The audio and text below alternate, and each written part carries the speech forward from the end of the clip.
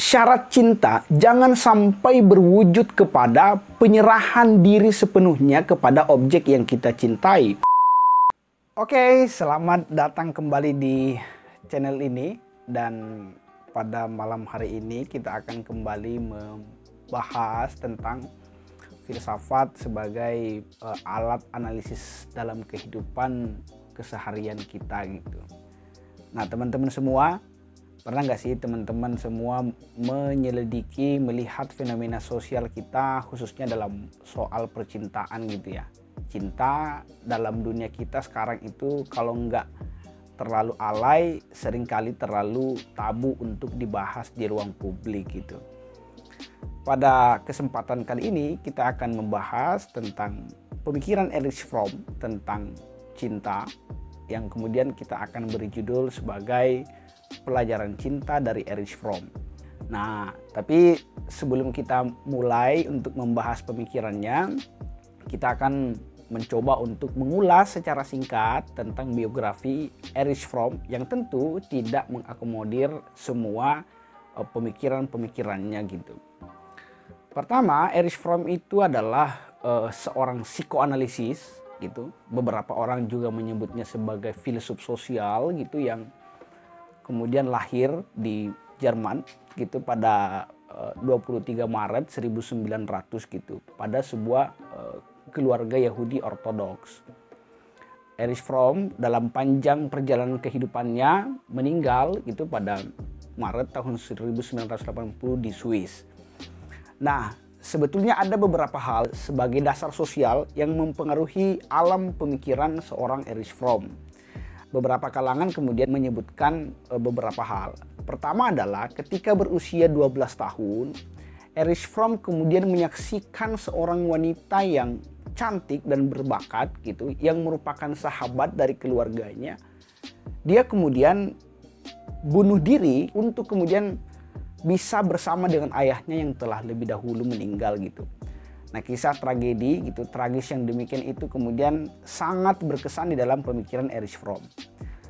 Nah, kemudian pada usia 14 tahun gitu, Erich Fromm kemudian melihat satu keadaan sosial yang irasional gitu yang melanda Jerman, di mana kemudian atas nama nasionalisme gitu dan cinta terhadap negara kemudian berefek kepada ultranasionalis yang kemudian berujung kepada perang gitu antar negara.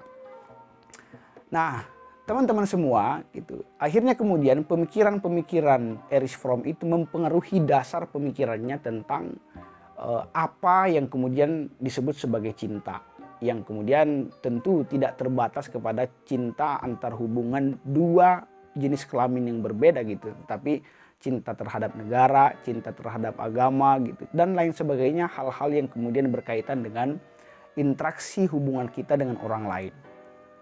Sebelumnya gitu, Sartre itu filsuf Sartre kemudian pernah mengucapkan bahwa cinta itu sebenarnya adalah bukti kekalahan kita sebagai pribadi untuk kemudian mempertahankan identitas diri.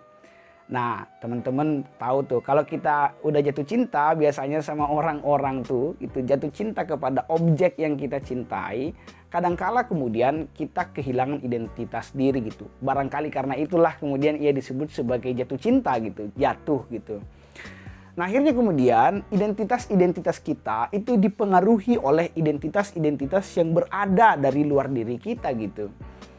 Sebelumnya kita suka misalnya warna merah gitu. Kemudian kita cinta kepada seorang wanita, cinta kepada seorang laki-laki yang dia suka warna biru. Tiba-tiba aja kemudian cinta kita itu kepada warna merah akhirnya beralih kepada warna biru gitu. Nah, itu pertanda bahwa kita tidak mampu mempertahankan identitas kita gitu sebagai pribadi yang kemudian akhirnya melebur di dalam identitas orang atau objek yang kita sukai. Nah, Erich Fromm kemudian berpendapat bahwa kalau kita memperbincangkan tentang cinta, berarti kita sama saja berbincang tentang kemanusiaan. Kemanusiaan dalam hal ini dijadikan sebagai dasar untuk mengulas apa yang disebut sebagai cinta gitu. Nah, cinta yang kemudian mengulas manusia pada sisi dimensi eksistensial paling terdalam di dalam dirinya gitu. Sebab sebetulnya bagi Erich Fromm gitu, manusia sewaktu lahir di dunia itu telah terpapar oleh keterpisahan dengan alam sebelumnya gitu. Nah, karena kemudian kita terlempar, kita udah nyaman di dalam alam sebelumnya, kemudian kita terlempar ke dunia yang tidak pernah sebetulnya kita pilih gitu. Nah, akhirnya kemudian keterpisahan dengan alam itu menyebabkan kita merasa terasing dan merasa kesepian.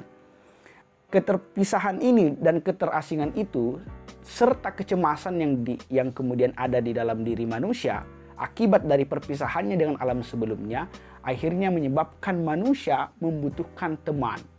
Nah, atau kemudian pada ujungnya Erich Fromm mengatakan bahwa dari sisi itulah kita membutuhkan cinta. Biar apa? Biar kita menemukan kembali hakikat eksistensial kita. Kenapa kita butuh hakikat eksistensial kita? Supaya kemudian kita tidak terasing, merasa cemas, merasa kesepian lagi di muka bumi gitu. Nah, teman-teman semua, menurut Erich Fromm gitu, syarat cinta jangan sampai berwujud kepada penyerahan diri sepenuhnya kepada objek yang kita cintai. Tetapi juga jangan menjadikan diri kita sebagai penguasa penuh terhadap objek yang kita cintai. Dalam kehidupan sehari-hari, teman-teman biasanya lihat tuh, ada seseorang yang mencintai yang lain, kemudian dia merasa berhak untuk menguasai objek yang dia cintai gitu. Karena itu dia berlaku semena-mena terhadap pacarnya misalnya. Berlaku semena-mena terhadap istrinya misalnya. Istrinya kemudian hendak berkarir misalnya, dia dilarang gitu. Anaknya kemudian hendak keluar gitu, dia dilarang atas nama cinta. Nah, berarti cinta yang demikian adalah berwujud penguasaan penuh terhadap objek yang kita cintai. Nah, paradoksnya ada pula kemudian atas nama cinta menjadikan dirinya sebagai objek yang dikuasai oleh orang lain. Orang-orang sekarang menyebutnya sebagai bucin gitu. Nah, maka kita bertanya, kenapa cinta memperbudak gitu? Oke, teman-teman semua. Maka syarat daripada adanya penemuan terhadap hakikat eksistensial itu, maka kemudian hubungan yang kita bangun antara subjek pecinta gitu dengan subjek yang satunya lagi itu harus menjadi hubungan yang dialektis. Jangan sampai ada penguasa dan jangan sampai ada yang dikuasai. Jangan sampai ada yang menjadi bucin, jangan pula ada yang menjadikan orang sebagai bucin. Intinya kemudian cinta harus berbentuk sebagai sebuah harmoni yang dialogis, bukan hubungan relasi yang menindas. Nah, oke, teman-teman semua, secara faktual dan secara paradoksal, sejauh mata kita memandang dan pikiran kita mengamati dunia sekarang ini, kita bisa melihat di dalam masyarakat kita definisi cinta itu telah tereduksi, telah keluar dari makna dan fungsinya gitu. Nah, para pujangga-pujangga mereduksi cinta di dalam cinta yang lebay gitu. Kemudian pada sisi yang lain ada pula yang melihat cinta sebagai transaksi belaka. Keduanya sifatnya reduktif. Nah, teman-teman semua, maka Erich Fromm memberikan garis utama gitu, arus utama tentang bagaimana sebuah hubungan itu dapat dikatakan sebagai sebuah cinta.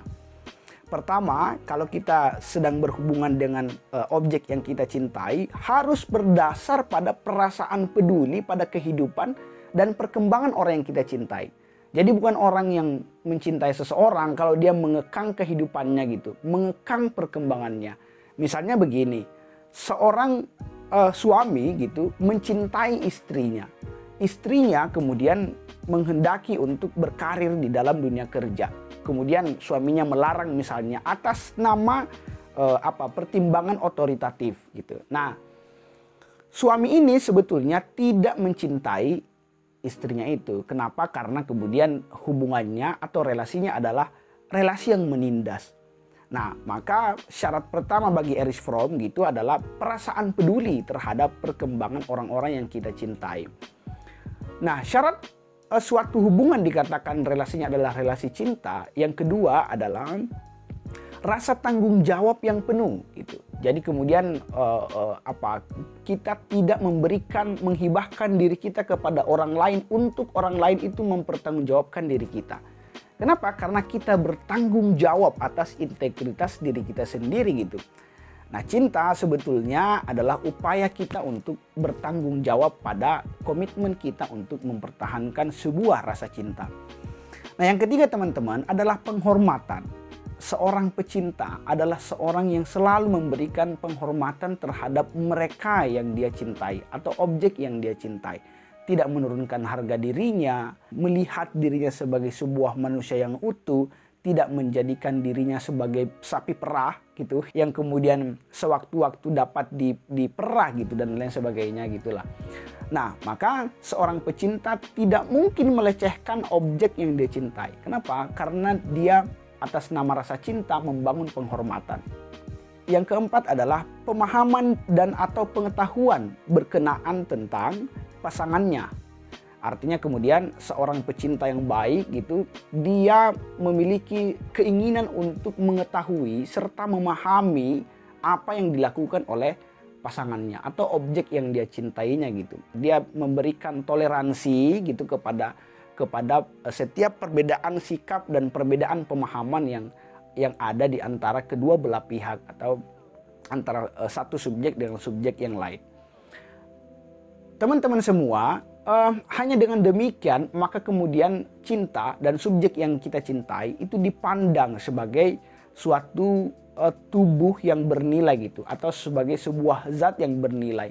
Kalau kita sudah pandang objek di depan mata kita itu sebagai suatu hal yang berharga, maka kemudian kita meminimalisir penindasan kepada objek tersebut gitu.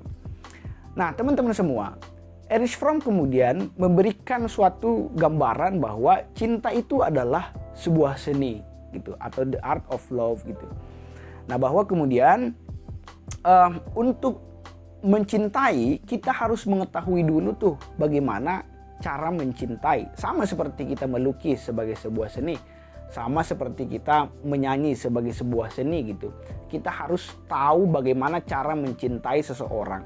Ada banyak orang sebetulnya di dunia ini yang kemudian sok mencintai yang lain, tetapi sebetulnya dia tidak memahami apa yang disebut cinta dan bagaimana mencintai gitu.